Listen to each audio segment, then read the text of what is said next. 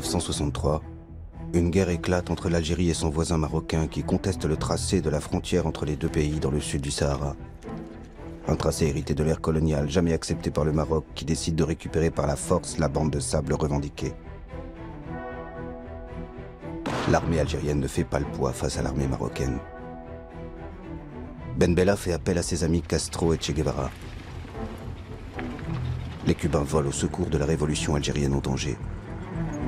C'est dans un navire livrant officiellement du sucre que sont transportés des hommes et du matériel pour venir en aide à la jeune révolution algérienne. L'Égypte de Nasser envoie des avions et des hélicoptères. Une guerre des sables qui se termine par un compromis. La zone revendiquée est démilitarisée. Ben Bella et le roi du Maroc Hassan II signent un accord sous l'égide de l'Organisation de l'Unité africaine.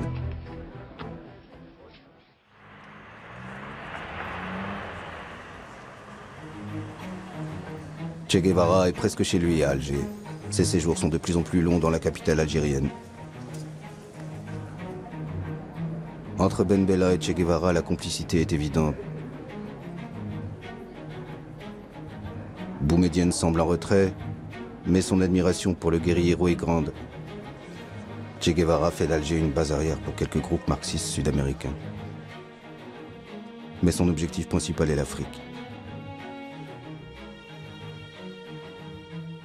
Le problème du colonialisme ou de l'impérialisme qui pèse sur un pays oblige à ce pays à prendre des mesures pour lutter pour sa liberté.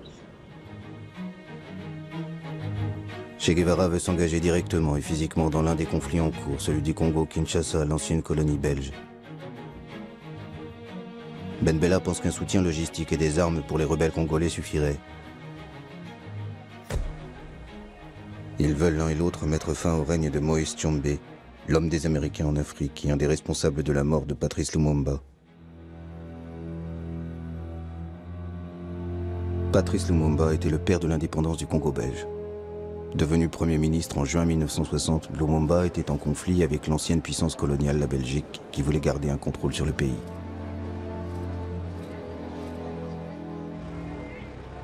À l'instigation des Belges et des Américains, Patrice Lumumba est arrêté par le colonel Mobutu, chef d'état-major de l'armée. Il est brutalisé sous les yeux de sa femme et de son fils.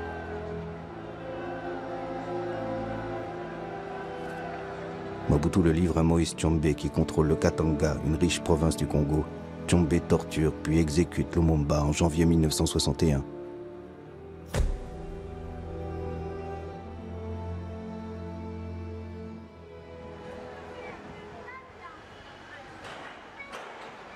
Alger se souvient de Patrice Lumumba, celui qui a payé de sa vie sa soif de liberté pour son peuple. Che Guevara aura aussi son boulevard à titre posthume. Les légendes des deux hommes se croisent dans cette ville d'Alger.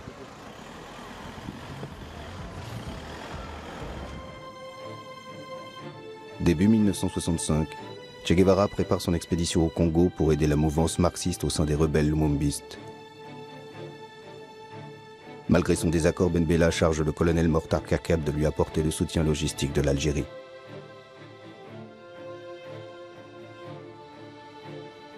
Che Guevara rejoint le maquis congolais en avril avec quelques guerrieros cubains chargés de l'instruction militaire des Congolais. Après quelques mois, cette expédition est un échec. Le Che et ses guerrieros se retirent du Congo et quittent l'Afrique pour d'autres foyers de guérilla en Amérique du Sud.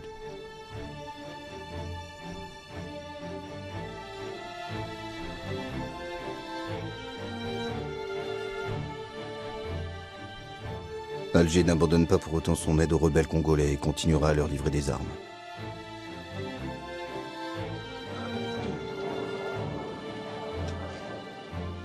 En Angola, où plusieurs mouvements luttent contre le colonialisme portugais,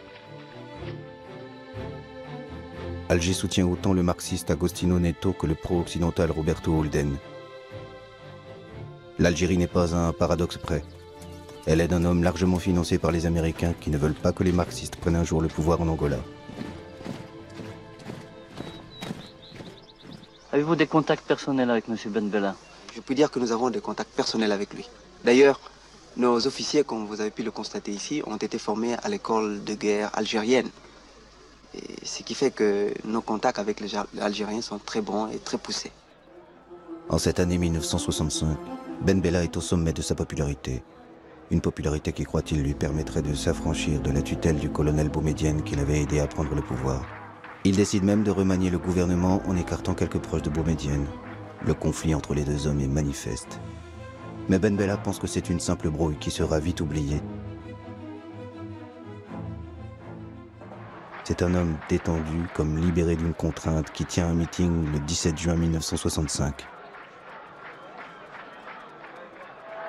Certains commentaires de presse, ou ce qu'appelle cette presse, d'éventuels conflits qui existeraient au sein de la direction révolutionnaire en Algérie. Eh bien, cette presse ment. Cette presse ment car en Algérie, il y a un régime et il y a une direction plus unie que jamais, qui est plus décidée aussi que jamais à faire face aux complots d'où qu'ils viennent et surtout les complots extérieurs.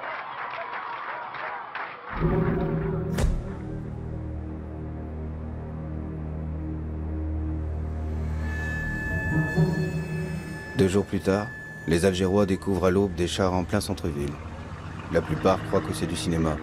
Depuis quelques semaines, le tournage d'un film sur la guerre d'Algérie a habitué les Algérois à la présence de chars dans les rues de la ville. Peuple algérien, un conseil de la révolution a été créé. C'est par un communiqué diffusé en boucle à la radio que les Algériens apprennent le coup d'État.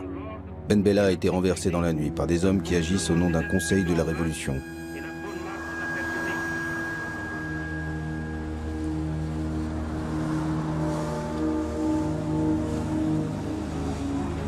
La majorité des Algériens pensent que c'est un simple drame joué au sommet du pouvoir. Seuls 2 à 3 000 manifestants descendent dans les rues d'Alger. L'Union nationale des étudiants algériens est la seule organisation à condamner le putsch.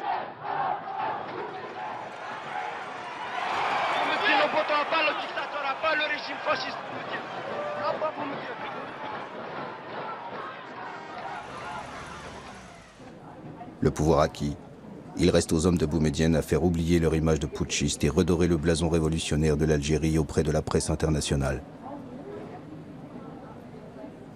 Rien n'est changé en Algérie. Quant aux lignes fondamentales, quant aux principes, nous revenons seulement à la source. La source révolutionnaire est sur la base des principes inscrits en lettres de sang au cours de cette année et demie de lutte.